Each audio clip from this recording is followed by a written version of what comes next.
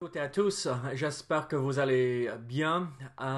Avec un jour de retard, comme je vous avais prévenu là ce week-end lors des cultes à l'église, la vidéo de l'étude biblique sort avec un jour de retard, où on a repoussé tout simplement un jour, car j'étais parti hier et en fait, comme je vous ai raconté, je suis parti pour faire une belle randonnée en montagne et ça m'a fait penser à ce psaume quand David dit dans le psaume 19, verset 2, « Les cieux racontent la gloire de Dieu et l'étendue manifeste l'œuvre de ses mains. » Ces psaumes qui nous font réfléchir par rapport à la gloire de Dieu et qui nous révèlent, oui, c'est même la nature qui déclare ouvertement à tous ceux qui veulent vraiment contempler la grandeur de la création, que Dieu est l'auteur de la création et Dieu est le Tout-Puissant, le Créateur de tout.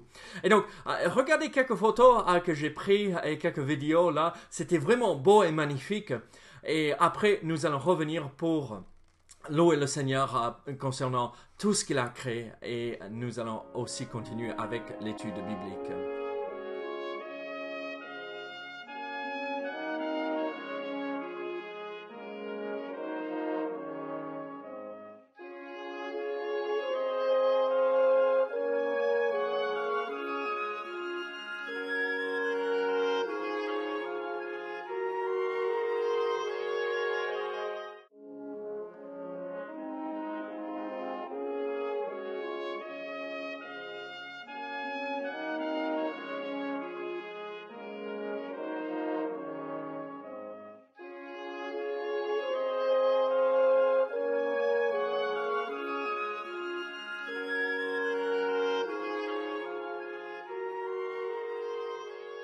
Paysage magnifique que nous avons ici dans le Comminges, n'est-ce pas? Nous sommes vraiment bénis de pouvoir vivre ici dans notre région.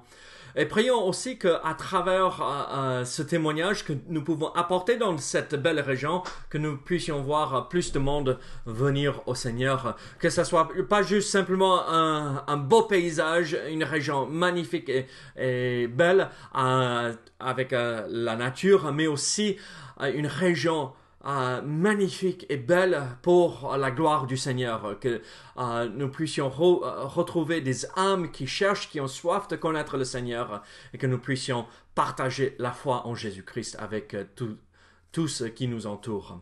Donc aujourd'hui aussi, je vais continuer avec cette série d'études bibliques que nous avons commencé il y a à peu près un mois et demi de cela, avec les noms de Jésus. Et nous avons cette étude que nous allons voir aujourd'hui et la semaine prochaine, l'étude de la semaine prochaine, et on terminera cette série d'études bibliques sur les noms de Jésus. Mais aujourd'hui, je vous invite à ouvrir votre Bible à 1 Jean chapitre 1, verset 14. Mais avant cela, louons le Seigneur pour cette belle création qui nous entoure et préparons notre cœur pour l'étude d'aujourd'hui. Donc prions. Seigneur, merci pour tout ce que tu fais pour nous, Seigneur. Nous sommes vraiment reconnaissants pour ta main qui agit puissamment dans notre vie. Nous sommes reconnaissants pour ta bonté. Et Seigneur, quand on lève les yeux et on regarde vers les montagnes, nous voyons ta puissance, ta grandeur. Tu es le Dieu Tout-Puissant et nous sommes vraiment reconnaissants pour cela. Gloire à toi pour tout ce que tu as fait dans la création. Nous sommes émerveillés par cette œuvre magnifique et parfaite que tu as fait. Même si elle souffre à cause du péché, nous voyons cette chose magnifique toujours, ta puissance à travers la création. Donc gloire à toi Seigneur pour tout ce que tu as accompli. Mais Seigneur aussi ouvre notre cœur et nos oreilles aujourd'hui pour entendre de toi Seigneur, pour comprendre ce que tu veux nous montrer et nous enseigner à travers ta parole. Au nom de Jésus. Amen. Donc aujourd'hui, comme je vous ai dit, regardons Jean chapitre 1er et nous allons lire le verset 14. Mais ici, avant de se lancer dans l'étude, vous savez, un nom, est-ce que un nom est important? Et moi je dirais oui, un nom est très important. Un nom nous révèle en fait la nature de la personne, le caractère de la personne, c'est vraiment intéressant. Très souvent, même, le nom d'une personne reflète bien qui cette personne elle est. Et donc, en fait, un nom est important. Comme vous connaissez, mes enfants, nous avons choisi le nom de Caris. C'est très commun comme nom en anglais, bien sûr, pas du tout en français. Mais vous savez ce que ça signifie. Caris, grâce, la grâce, un don de Dieu. Et donc, on voulait que Dieu, en fait, on voulait que Caris montre cette réalité qu'elle était un don et une grâce venant de Dieu. Après, vous connaissez le nom de mon fils, Yann, aimé de Dieu. Celui qui est aimé de Dieu. Et pour faire comprendre à nos enfants, oui, vous êtes un don que nous recevons de Dieu, mais aussi vous êtes aussi aimé de celui qui vous a donné à vos parents. Donc, c'est important les noms. Et on va pas entrer dans les deuxième prénoms, troisième prénom, vous voyez. Les noms sont importants. Donc, choisissez bien les noms de vos enfants. Mais aussi, soyez sûr que si vous avez un nom qui reflète une vérité biblique, soyez sûr que vous vivez bien cette vérité devant les autres. Et donc, les noms de Jésus, en fait, nous révèlent qui il est. Et il est, comme nous voyons, regardez dans Jean chapitre 1, verset 14, il est la parole. Regardez ce que la Bible dit ici dans Jean chapitre 1, verset 14.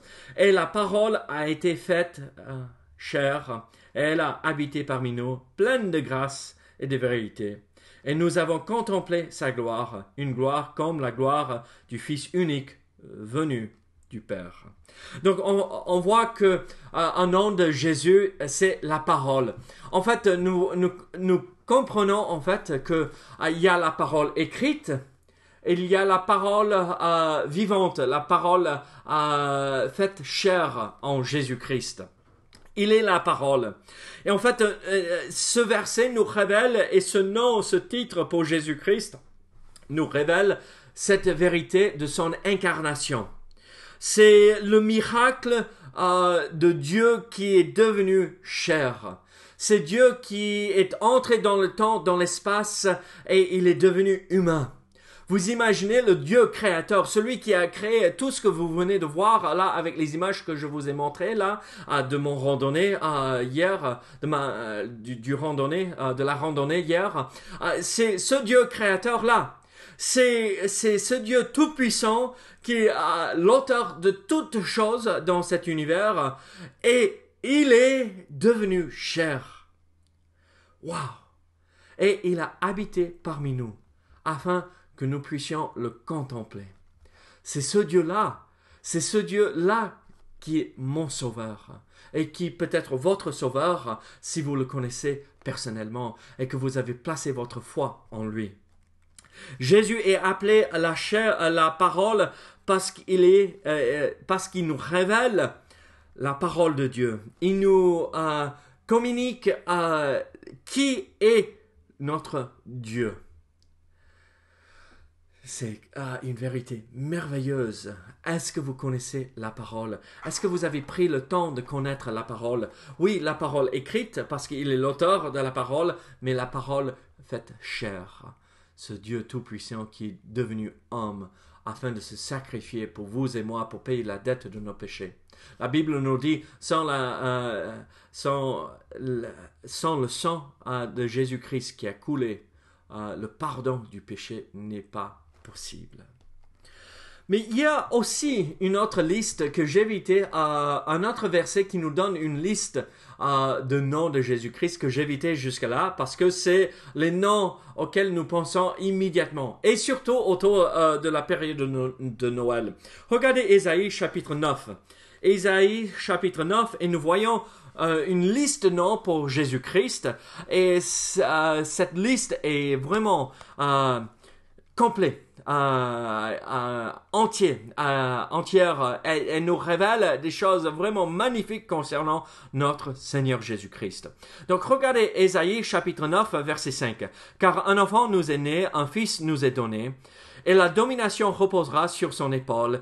On l'appellera admirable, conseiller, Dieu puissant, Père éternel, Prince de la paix.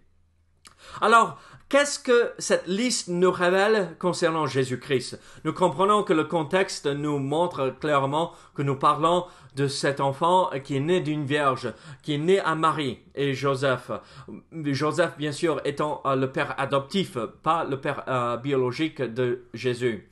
Mais qu'est-ce que nous voyons? Car un enfant nous est né. En fait, nous voyons ce mariage de ces deux idées.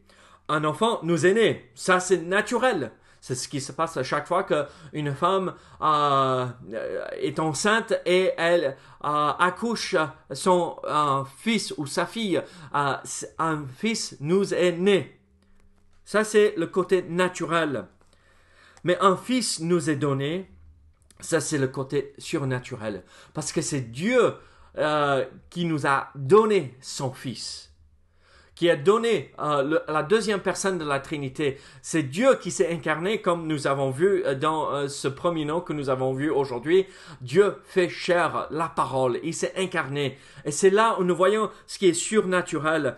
Alors, nous voyons ce mariage de ces deux idées. Oui, il est le Dieu tout-puissant. Il est la parole faite chair. Ce Dieu éternel, mais qui est devenu homme afin de nous sauver. Et quel est le nom, quel est le premier nom que nous voyons ici? On l'appellera admirable. Comprenez bien que ce nom n'est pas un adjectif. Et ce n'est pas « il est admirable ». On l'appellera admirable. Il est l'admirable, pas « il est admirable ». Il est la totalité de ce qui est admirable. Il est la source de toute chose qui est admirable. Il est le tout de cette chose majestueuse. Il est la source de cela. Il est celui, le seul qui est majestueux, le seul qui est admirable. Alors nous voyons cette réalité que en comparaison avec lui, il n'y a personne d'autre comme lui. Est-ce que vous connaissez l'admirable? Est-ce que vous avez contemplé cet admirable, celui qui s'est incarné, que Dieu nous a donné, que Dieu lui-même, Dieu le Père nous a donné, mais que Dieu lui-même, le Fils, la deuxième personne de la Trinité, il s'est incarné, il est devenu chair, il est entré dans le temps et dans l'espace, et nous avons pu le contempler. Est-ce que vous le connaissez? Il est l'admirable. Le nom admirable nous révèle sa nature. Il est parfait. Quand on le voit et on le connaît, on le rencontre, et on peut seulement dire « Waouh !» On peut être émerveillé devant sa présence, devant qui il est. Est-ce que vous connaissez ce Dieu admirable? Mais regardez, c'est pas juste il est admirable, il est aussi conseiller. Regardez encore verset 5, on l'appellera admirable, conseiller. Merci Seigneur que nous avons celui qui nous accompagne à travers cette vie ici-bas. Moi, et je ne sais pas pour vous, mais moi j'ai besoin de celui qui est à mes côtés pour me guider, pour me donner des conseils, pour partager sa sagesse, parce qu'il est la source de toute sagesse. Il est celui qui nous accompagne, qui nous guide. Christ est la source de toute sagesse. Regardez Proverbes chapitre 8. Ne perdez pas votre place en Ésaïe, mais nous allons revenir. Mais regardez Proverbes chapitre 8. Proverbes chapitre 8. Nous allons voir le verset 14. Le conseil et le succès m'appartiennent. Je suis l'intelligence, la force est à moi. Le conseil et le succès m'appartiennent. Je suis l'intelligence. Donc c'est lui la sagesse de toute chose. C'est lui la source de toute intelligence. C'est ce Dieu merveilleux que nous avons à nos côtés. Est-ce que vous êtes prêts à écouter ses conseils et suivre ses commandements pour être bénis dans votre vie? Écoutez 1 Corinthiens chapitre 1er verset 30. 1 Corinthiens chapitre 1er verset 30. Or c'est par lui que vous êtes en Jésus-Christ, lequel de par Dieu a été fait pour nous sagesse et justice et sanctification et rédemption. Il a été fait pour nous sagesse. Il est notre sagesse. Est-ce qu'il vous faut de la sagesse? Est-ce qu'il vous manque de la sagesse?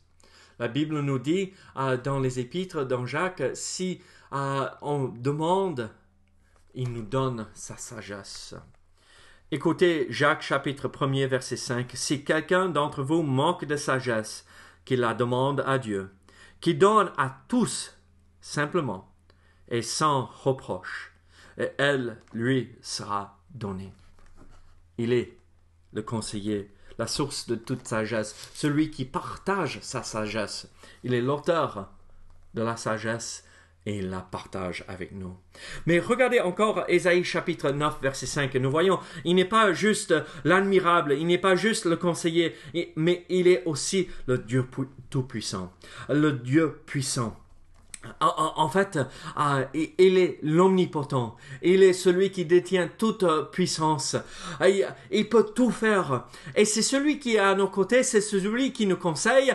Alors, cherchez sa face. Et quand il vous manque de force et de capacité de surmonter des épreuves, venez demander cette puissance qui est à votre disposition, si vous le connaissez personnellement. Il est le Dieu puissant. Et ce Dieu puissant qui nous protège.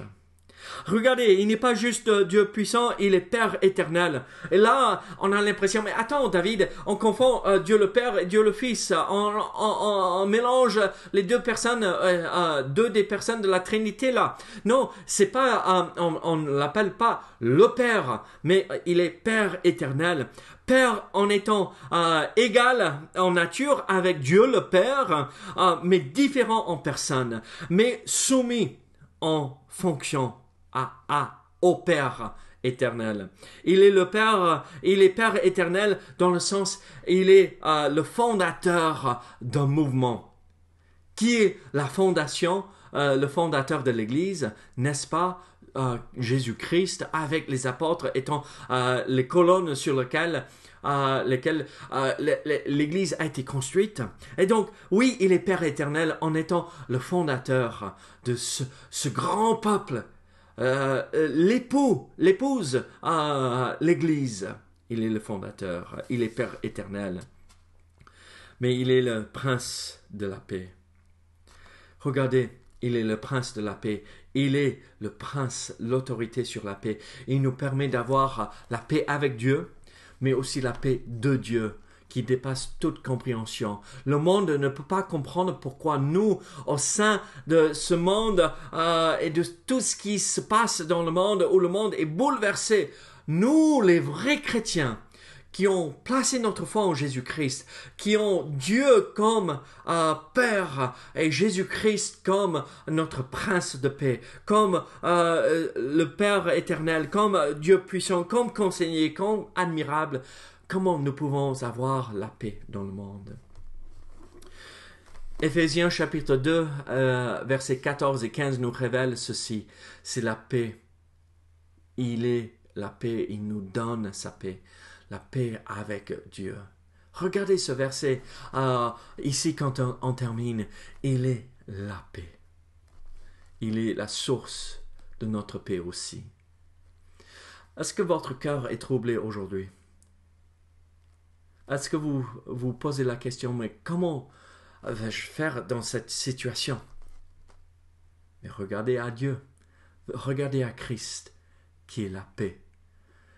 Il calmera ce cœur troublé et il vous donnera ses conseils, sa sagesse. Il vous accompagnera, il vous rendra capable de surmonter cette épreuve en étant le Dieu puissant et il sera là à vos côtés. Ici, avant de se quitter, je vous pose une question. Avez-vous rencontré celui dont nous venons de découvrir à travers ces noms? venez, placez votre foi en Jésus-Christ. Et si vous le connaissez personnellement, passez du temps avec la parole. Il est la source de la parole écrite, mais aussi il est la parole faite chair. Passez du temps avec lui. Et vous retrouverez en lui un ami fidèle et tendre, qui est toujours à vos côtés et qui vous abandonnera jamais. Est-ce que vous le connaissez? Et si oui, est-ce que vous entretenez cette relation avec lui si importante, cette relation de chaque jour où on ouvre sa parole et on passe du temps avec lui dans la lecture de la parole et dans la prière et dans la méditation, en étant à l'écoute de sa voix chaque jour. Prions ensemble aujourd'hui. Seigneur, merci pour tout ce que tu fais. Tu es un Dieu merveilleux. Seigneur, merci que tu es la parole faite chair, que tu es l'admirable, le conseiller, le Dieu puissant, le Père éternel. Et Seigneur, aussi que tu es le prince de la paix, que tu nous accordes la paix. Donc Seigneur, merci que tu es toutes ces choses-là, et même plus. Oh, gloire à toi, Seigneur, au nom de Jésus. Amen. Que le Seigneur vous garde et vous protège tout au long de cette journée. À très bientôt pour le culte là de ce week-end. Donc soyez présents là pour le culte ou les cultes de ce week-end. Que Dieu vous bénisse et vous garde. À très bientôt. Au revoir.